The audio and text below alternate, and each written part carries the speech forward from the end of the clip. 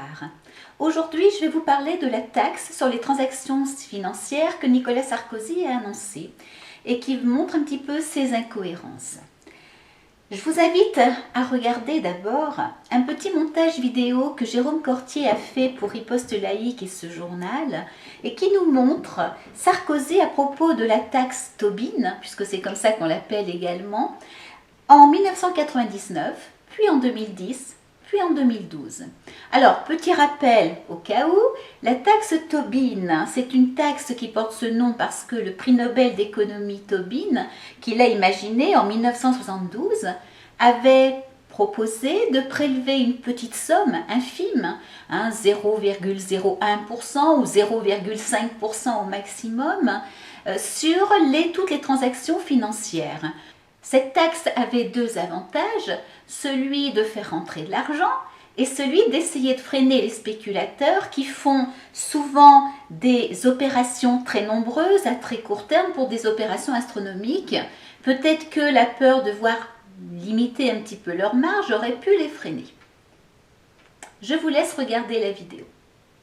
Vous ne voulez pas taxer les mouvements financiers, la spéculation au niveau européen? Oui. Non, mais attendez, je vous permets tout à fait, mais dites-moi cela, parce que c'est un impôt, ça. Attendez, vous me posez une question. Alors, allez-y. Alors, vous répondez, mais ensuite, oui, la je fais gentiment. gentiment. L'affaire de la taxe, l'affaire de la taxe Tobin est une absurdité. Pourquoi, monsieur Robert-Rue?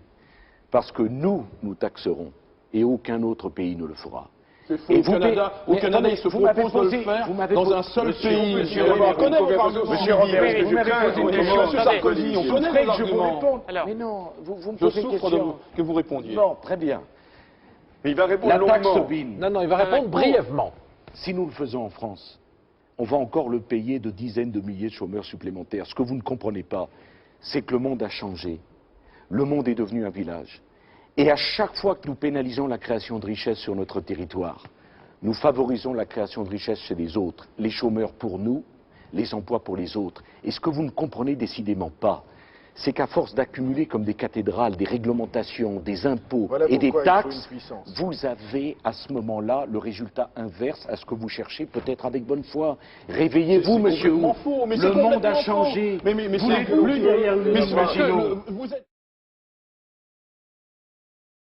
Les financements innovants, la taxation des transactions financières. Nous pouvons le décider ici. Pourquoi attendre? La finance s'est mondialisée.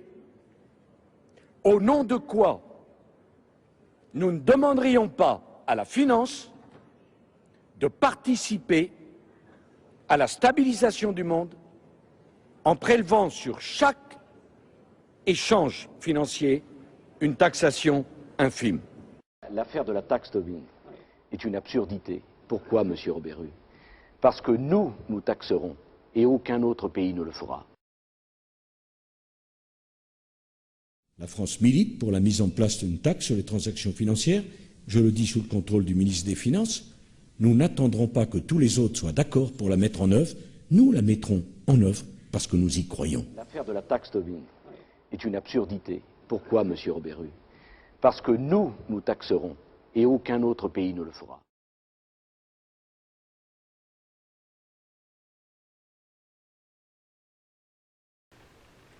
Certes, il n'y a que les imbéciles qui ne changent pas d'avis. Pourquoi pas, après tout, Sarkozy pourrait s'être trompé pendant très longtemps et puis se rendre compte que maintenant, c'est une bonne idée, etc.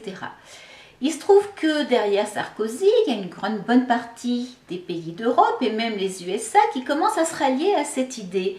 Et ça n'est peut-être pas un hasard que ça arrive au moment où ils ne savent plus à quel saint se vouer et ils cherchent désespérément de l'argent. Ils cherchent désespérément aussi à rassurer leurs électeurs qui commencent à comprendre que le système mondial, la déréglementation financière ouverte, complète, nous conduit vraiment droit dans le mur.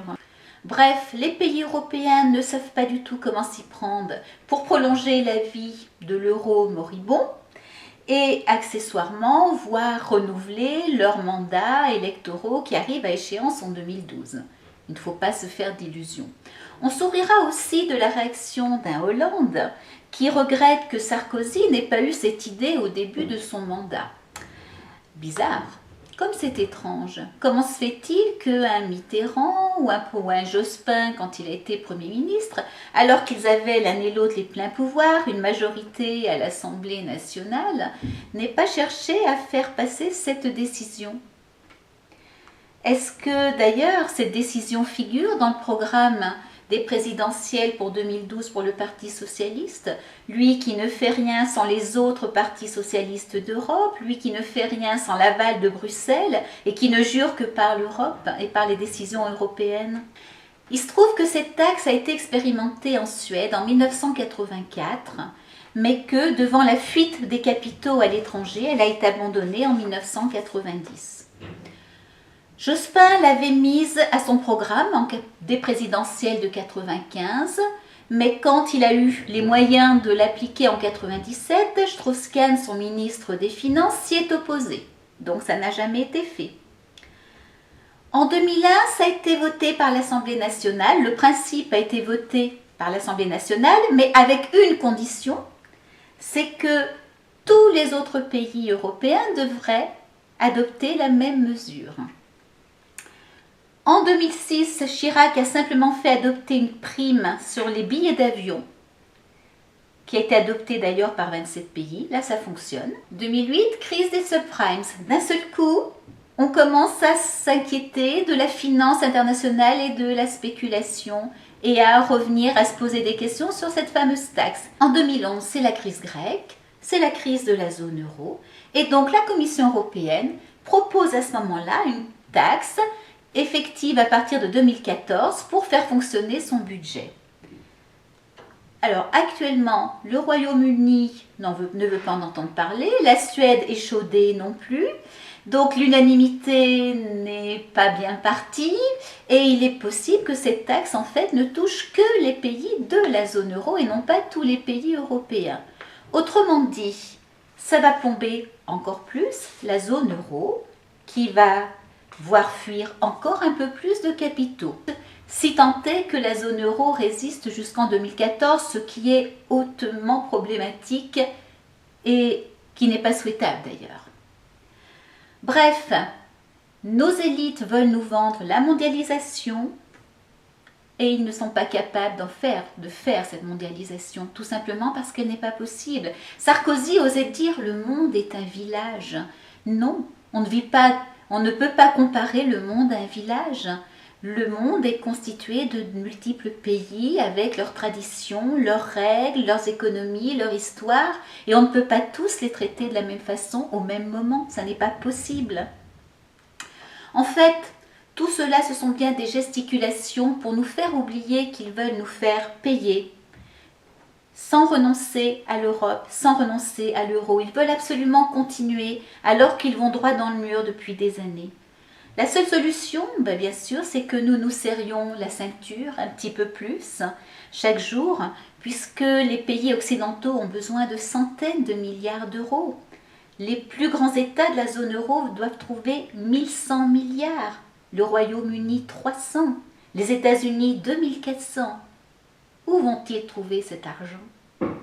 Cherchez encore. Vive la République, vive la France, et à demain, mercredi. Allons enfants de la patrie, retrouvons nos idéaux, ce qu'on nous viole et qu'on salit, hissez haut notre drapeau.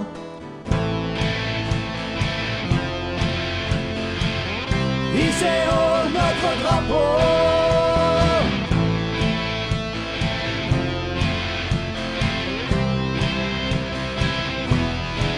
Allez, viens.